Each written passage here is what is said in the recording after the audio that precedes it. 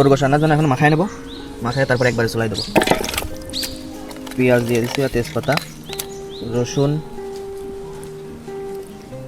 আদা, জিরে বাটা, কিছু গরম মশলাও বাইটে দিছি। এরপরে আস্ত যেগুলো ওগুলো তো দেবোই। লবণ দিয়ে দেবো, মরিচ দিয়ে দিলাম, হলুদ দিয়ে দেবো পরিমাণ মতো, তেল দিয়ে দিচ্ছি। তেল দিয়ে তারপরে মাখায় নেবো ভালো করে।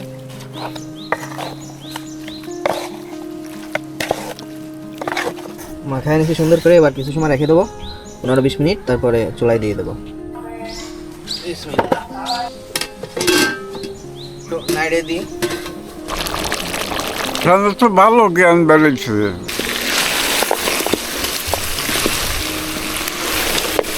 গরুর গোশত রান্না হয়ে গেছে, এবার নামে ফেলাবো। এবার ডাল রাঁধতে হবে।